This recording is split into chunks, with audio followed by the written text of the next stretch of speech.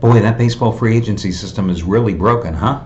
330 million, 13 years, no trade clause, no buyouts for Bryce Harper.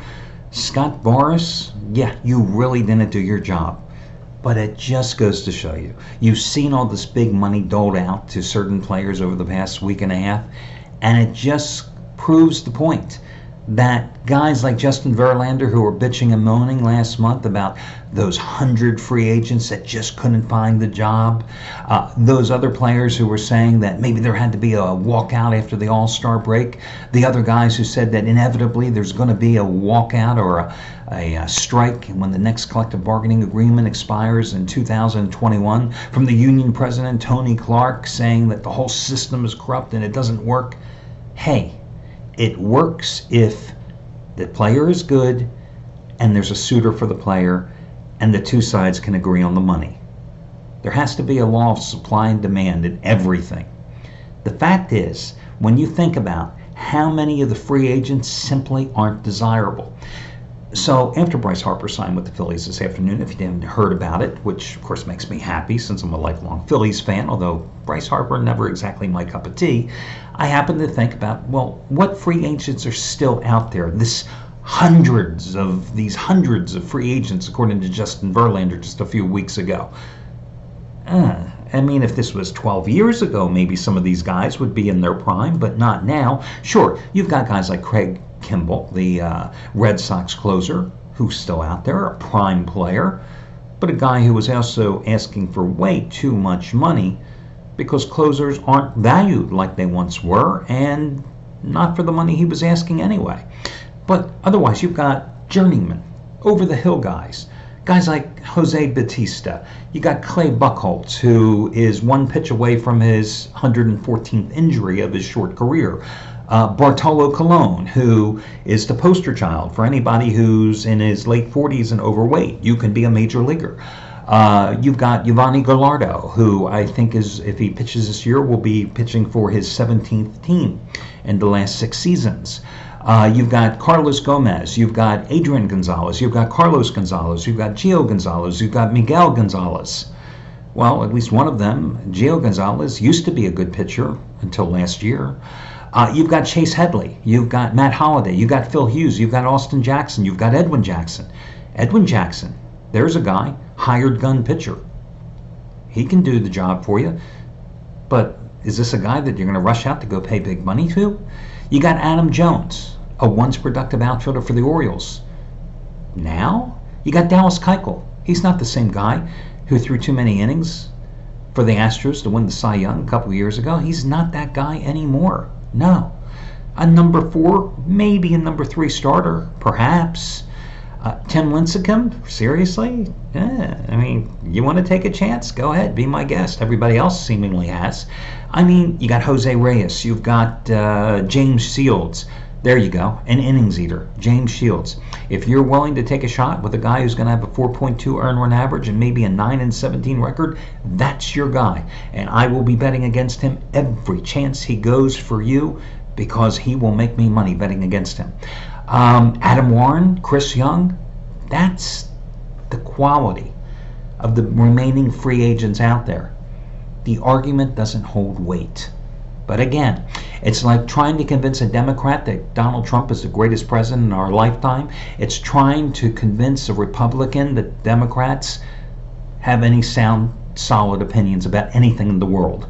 You're just not going to win. One more thing I was thinking about.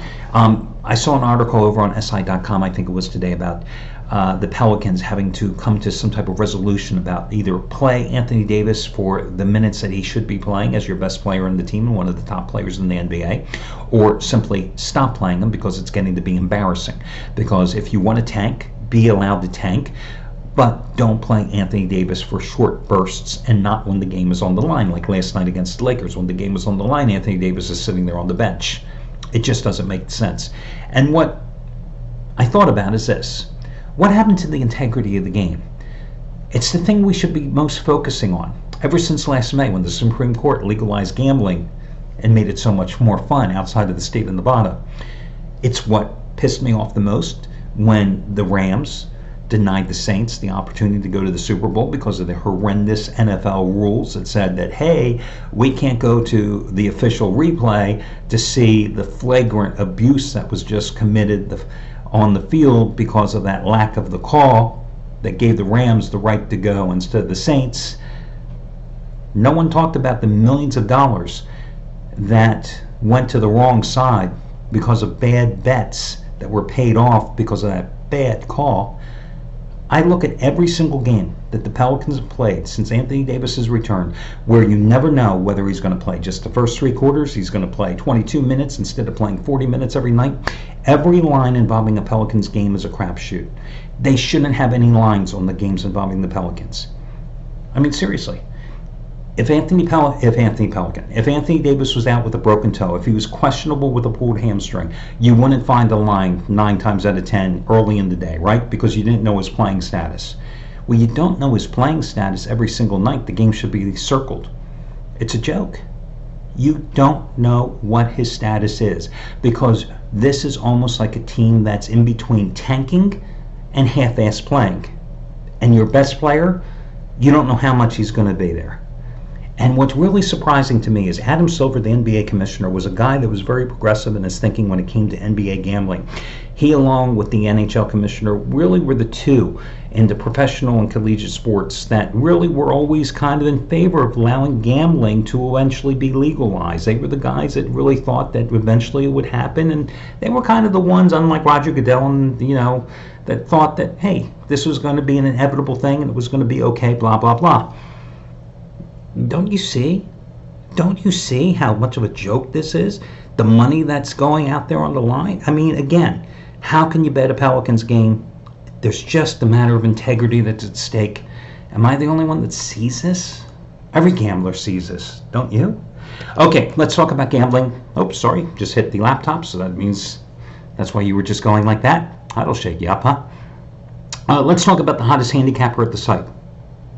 Oh, that's me. Last night, I did it again. The 7th, raised the bar, 20 dime college play of the season.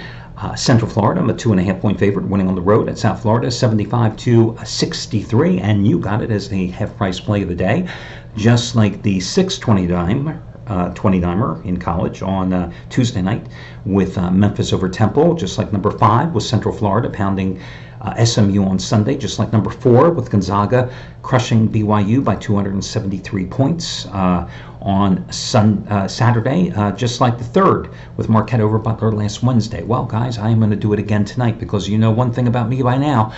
If I'm on a roll, I'm going to keep pressing the action, because you do not walk away from that table when you have got the hot hand. That is why they call it gambling. And I'm going to do it again tonight. The 8th raised the bar 20-dime college play in my career. It's Wichita State and Connecticut. And just like all the others, you get it for half price by using coupon code HALF, H-A-L-F. All the other discounts and promos are over on the homepage now. My complimentary plays the past couple of nights have absolutely sucked. Gone 0-4. I'm sorry about that, but I'm very happy that I've won the 29 plays. Let's try to correct this tonight. Oklahoma City was a 7.5-point favorite earlier in the day, but then they announced Paul George was not going to play tonight. Bingo! Oklahoma City is down to a 4.5-point favorite against Philadelphia. Why am I still going to take the Thunder? Let me count the ways. 1, they have won 19 straight games in the series against Philadelphia, including 9 straight at home. 2, Joel Embiid is not going to play tonight for Philadelphia. 3, the guy they got in the trade from the oh gosh, I'm losing my mind here. I haven't slept for hours. The Clippers in the trade, Boban Marjanovic, is that how you pronounce his name? The big guy, 7 foot, whatever. He's not going to play tonight. So your starting centers tonight is going to be some combination of the rookie, Jonah Bolden, who plays no defense, the journeyman, Amir Johnson, and the guy they caught up from the developmental league, Justin Patton, the former Creighton star, who's played 1 NBA game. That's going to be your combination in the pivot for Philadelphia tonight, going up against Steven Adams and former Sixer Nerlens Noel. Or when the Thunder want to go small, they put in another former Sixer, Jeremy Grant, who's averaging 13 points and 5 rebounds. That's a bad combination. I don't care that Paul George is out. The Sixers playing no defense. They get torched repeatedly by guards. They get torched from the perimeter. They get torched from guards penetrating the lane. I think that the Thunder, who are coming off losses in 3 of their last 4 games, are going to rebound and rebound strong here tonight. And I am more than willing to lay the points without Paul George, and I think the Thunder roll.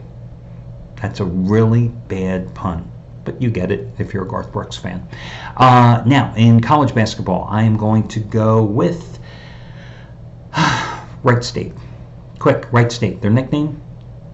The Raiders. Minus the 3.5 points at Wisconsin Green Bay. This is a tougher one. Wisconsin Green Bay. What is their nickname? The Phoenix. Wright State has taken a 1-game lead here with just a couple of games left in the Horizon League season over the Northern Kentucky Norse. So you've got a whole education in the Horizon League in just one past minute. They've taken a 1-game lead here in the Horizon League as the season is coming to conclusion. They're coming off an 82-54 win Saturday at home over Youngstown State that capped a 5-0 straight up and against the spread homestand. That's the strange thing with the Horizon League, the way they schedule 5 straight home games this late in the season. This is their first road game since February 3rd. They've won 10 of their last 11 straight up. They won the first meeting 87-75 as a 9-point home favorite back on January 26th. They've covered 6 straight. Now, they're only 4-3 on the conference road, but Green Bay is coming off a 79-68 loss at Indiana University of Purdue on Sunday. They are 6-1, however, straight up at home. Ironically, the Phoenix's only loss at home came against Indiana University of Purdue, the team they just lost to on Sunday. The Phoenix are a high-scoring team. They average a league-high 81.6 points a game. The problem is they play no defense. They allow a league-worst 80.6 points a game. By comparison, what Wright State does extremely well is play defense. They allow a league-low 68 points a game, 14 points less than Wisconsin Green Bay allows. I like Wisconsin Green Bay to get the job done, but I will tell you, Wright State to get the job done. I will tell you, however, laying 3.5 points with Wright State is not a sure thing because I win in the Horizon League this year very infrequently. Last year, they were a great conference for me. I mean, last year, Northern Kentucky, Wisconsin Green Bay, Wisconsin Milwaukee, Oakland, I made a fortune with these teams. This year, I have not been able to get a beat on this conference at all. Go figure. I love the Thunder, like Wright State. Those are your 2 free plays. Good luck, everybody. Talk to you again tomorrow.